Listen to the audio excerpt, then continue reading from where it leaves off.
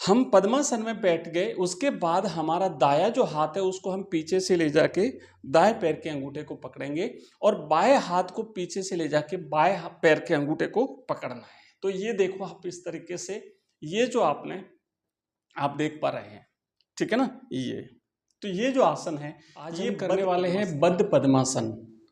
बद्ध पद्मासन को करने का सही तरीका मैं आपको बताऊंगा और साथ ही साथ बद्ध पद्मासन के जो फायदे हैं वो भी मैं आपको आज के इस क्लास में दिखाऊंगा। तो देखो, बद्ध पद्मासन के लिए आप शुरुआत किया है वो धीरे धीरे अभ्यास करेंगे। तो उसके लिए पहले आपको दोनों पाँवों को सामने की तरफ फैलाना, अलग अलग अपना नाम होता है और उसके हमारे जीवन में फायदे होते हैं। तो देखो कि अगर आपको स्वस्थ रहना है ना, तो योगासन बहुत ही आपके लिए लाभदायक रहने वाले हैं। वर्तमान भागदौड़ भरी जिंदगी में बीमारियां जो है वो शरीर को घेरे रहती हैं, क्योंकि हमारी जीवन शैली, हमारा खान पान इस प्रकार का हो जाता है। और आप सब जानते हैं कि स्वास्थ्य से बढ़कर जीवन में कुछ भी नहीं है। जिनका स्वास्थ्य ही अगर नहीं है, खराब है, तो फिर जीवन का आनंद ही आप नहीं ले पाएंगे। तो रोजाना हम प्रतिदिन कोई न कोई आसन आपको बताते हैं और उसके फायदे बताते हैं। तो जो आपको आपके शरीर में किसी प्रकार की कोई समस्या है, तकलीफ है, तो उसके हिसाब से आपको आसन करना है। लेकिन आसन करते समय क्या सावधानियां रखनी है, आसन करने से पहले क्या सावधानियां रखनी है, आसन करने के बाद क्या सावधानियां रखनी है, उस आसन से क्या फायदे होने वाले हैं, ये सारी चीज़ें हम आपको प्रत्येक आसन में उससे संबंधित जानकारी प्रदान करते हैं। तो आप हमारे क्लास को प्रतिदिन ये वीडियोस देखने के लिए चैनल को सब्सक्राइब करें और प्रतिदिन जो आसन है उसका अभ्यास करते रहें। आइए शुरुआत करते हैं। आज का हमारा आसन है वो है बद्ध पद्मासन। सामने की तरफ खोलते हैं, कमर बिल्कुल आपकी सीधी रहेगी, इस तरीके से आपको बैठना है। नजरें आपकी बिल्कुल सामने, गर्दन बिल्कुल सीधी। अब कोणासन में बैठने के बाद जब पद्मासन में बैठना है तो पहले अपने पांव को आप बाएं पांव को फैलाए रखिए, दाएं पांव को घुटने से मोड़ करके बाएं पांव की जंघा पे आपको रख देना है। उसके बाद बाएं पांव को घुटने से मोड़ेंगे और उसे दाएं पांव की जंघा पे रख देंगे। ठीक है, इस तरीके से आपको दोनों पांवों को रखना है। तो ये जो आसन है ये पद्मासन कहलाता है। ये सिद्ध महात्माओं का आसन है और मन को एकाग्रता, शांति प्रदान करने के लिए आसन बहुत ही उपयोगी है। इसके अलावा भी इसके बहुत सारे जो फायदे हैं वो हम बद्ध पद्मासन में आपको दिखाएंगे, जो एक जैसे हैं। अब देखिए, हम पद्मासन में बैठ गए, उसके बाद हमारा दायां जो हाथ है उसको हम पीछे से ले जाके दाएं पैर के अंगूठे को पकड़ेंगे और बाएं हाथ को पीछे से ले जाके बाएं पैर के अंगूठे को पकड़ना है। तो ये देखो आप इस तरीके से, ये जो आप देख पा रहे हैं, ठीक है ना। ये तो ये जो आसन है ये बद्ध पद्मासन कहलाता है।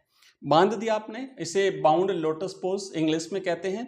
और बच्चों, ये जो आसन है ये बहुत उपयोगी आसन है, क्योंकि ये हमारे शरीर के विभिन्न अंगों को बहुत ज़्यादा फायदा पहुंचाता है। सबसे बड़ा फायदा है वो है रीढ़ की हड्डी को मजबूत और लचीला भी बनाता है।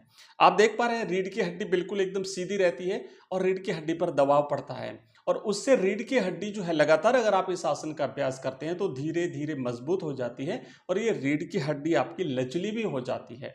ठीक है, तो पहला फायदा रीढ़ की हड्डी। इसका दूसरा फायदा है, चूंकि आप देख पा रहे हैं सीने पर दबाव पड़ता है ना, सीने पर दबाव पड़ता है, इसलिए हमारे फेफड़े भी जो है वो इससे मजबूत बनते हैं। साथ ही साथ पेट पर भी इससे दबाव पड़ता है और पेट पर दबाव पड़ने से हमारी जो पाचन शक्ति है वो बड़ी तेज हो जाती है। इससे जिनको पेट संबंधी जो समस्या है, अपच है, बदहजमी है, गैस, एसिडिटी है या फिर कब्ज की शिकायत है, तो उनको ये आसन का अभ्यास करना चाहिए, वो आपकी सारी समस्याएं समाप्त हो जाती हैं।